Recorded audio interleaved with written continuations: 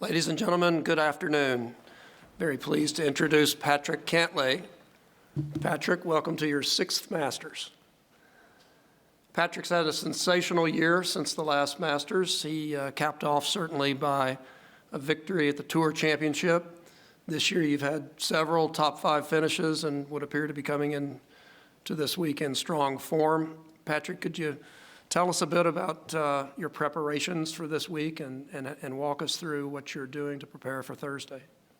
Yeah, I think, I just got in this morning, so I'll go see the golf course, probably 9 holes every day. And it looks like there's a couple changes. 3 or 4 of the greens are different this year, and so spend a little extra time on those greens. And other than that, it'll just be prep as normal. Great. Let's open it up for questions. Yes, please. Patrick, regarding those changes, what do you do in advance to educate yourself, or do you just try to go on what you see when you get out there? Yeah, I came up a couple weeks ago and spent a little extra time just on the greens that were new. And I think that's all what it is. I think this place, with the changes that they do every year, unlike some others, you can't really putt from memory. You have to keep updating your memory because, the green, for example, on 18 is different than, it was 3 or 4 years ago. And so just knowing that, you have to maybe be a little more cognizant and not just go to default of what you remember. Please. Patrick, how has your life changed since winning the Tour Championship? And did you have the Coke machine? What did you do with that? Yeah, the Coke machine's in the gym at my house. Other than that, life has not changed too much. I'd say, I still wake up every day and I'm trying to be the best person I can and trying to golf as best I can, and that occupies a lot of my brain space, and that's how it was before last year as well. Doug. And if you try to prepare yourself and treat each tournament equally, is it difficult to do here just based on the way things go? The space that's created, your treatment, the fact you're not wearing a hat right now, little things like that.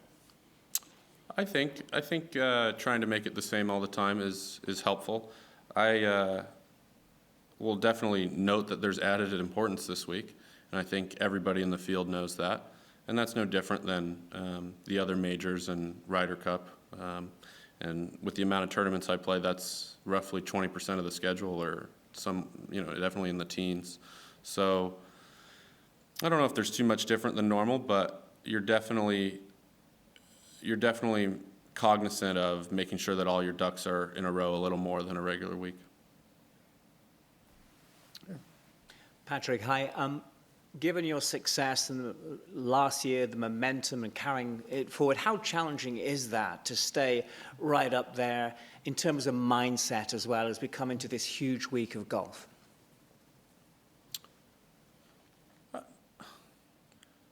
I don't think past successes make it more difficult in the future. I think it makes it easier. I think being able to draw on those past experiences and being able to perform on big stages only bodes well for big stages in the future. And so I try to remind myself of the good things I've done, and when I do get in those moments, keep bringing up those past experiences of what it felt like. And I think having a cachet of experiences like that only helps you going forward.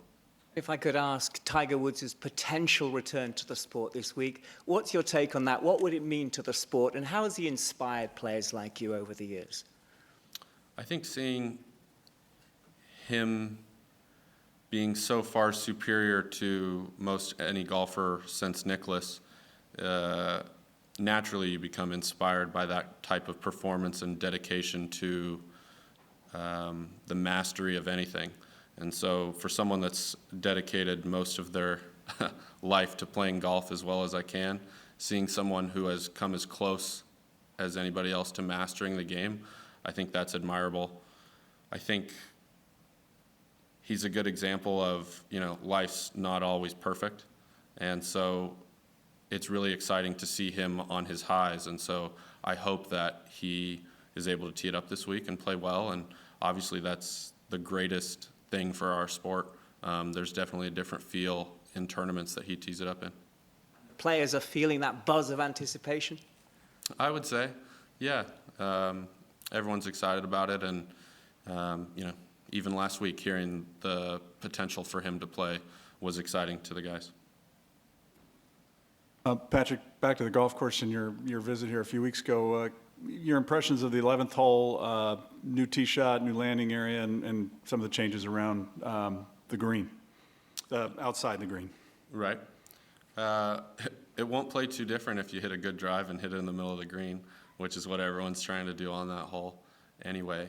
I think if you got it downwind, you could see guys maybe hit it further down there just because of how it seems to almost come in on both sides and then go down the hill a little more. And there's, probably a wider landing area. So guys may try and hit a little more of a stock shot opposed to before it felt like you had to maybe hit a little fade off that tee.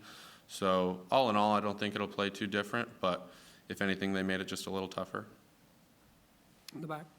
Patrick, you were just on the putting green with Tiger. I mean, I saw you guys share a moment. What was that like to see him back out there trying to get into the swing of things again? Yeah, great to see him. I'm sure he's been prepping hard the last little bit, and living in Jupiter, heard rumblings when I would go to Medalist that he had been out there, and so that's really exciting. And I just said it was good to see him. Obviously got to know him better than I ever had at President's Cup, and we all had a really nice time there in Australia. And so since then, it's always good to see him, although it doesn't seem like we get to see him enough out here.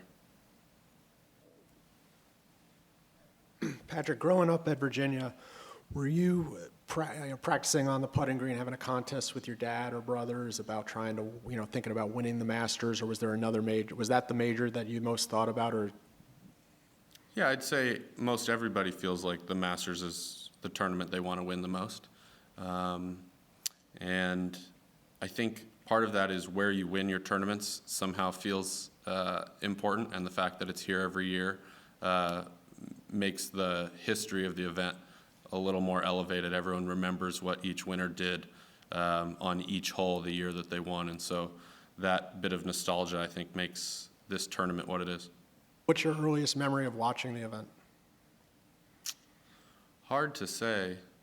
I don't have one specific memory, but I can definitely remember, my family would get together and watch the Masters all growing up. My family is a golfing family, so we'd get together with my grandparents and watch the Masters every year when I was very little.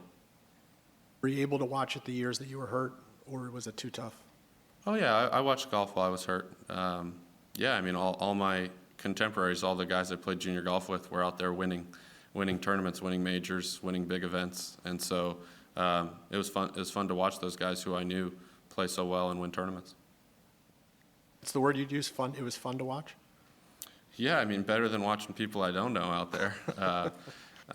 Obviously it wasn't ideal, and it definitely fueled me to get back to playing. But I definitely didn't shy away from watching while I was hurt. Given this is the only, the one major, same course we keep coming back to, and your sample size is moderate at this point.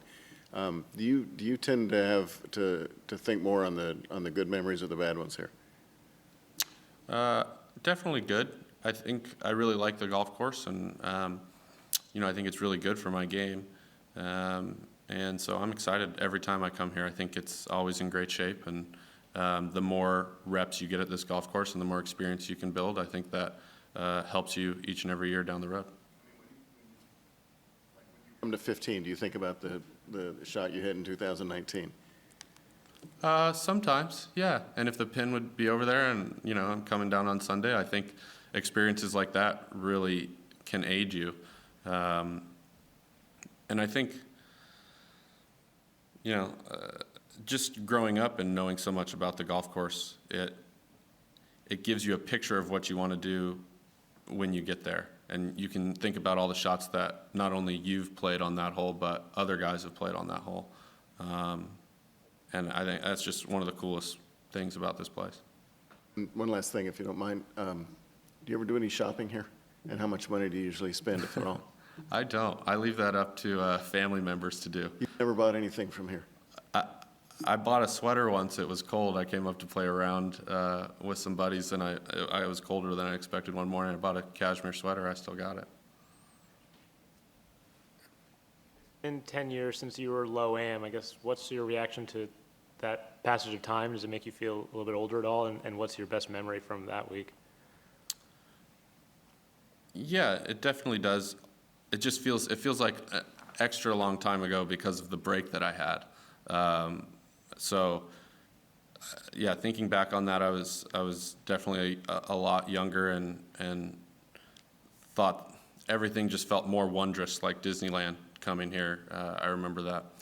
And just being able to spend the week with my friends came down from college, and my family was here, and my grandparents were here, and getting to spend time with Jamie that week, and just feeling like a lot of the work that I had done in junior golf and high school golf had like paid off. It was a nice, it was like a treat. Well, Patrick, thank you for your time today, and we hope you create some great memories this week. Thanks, George. Thank you. Yeah, thanks.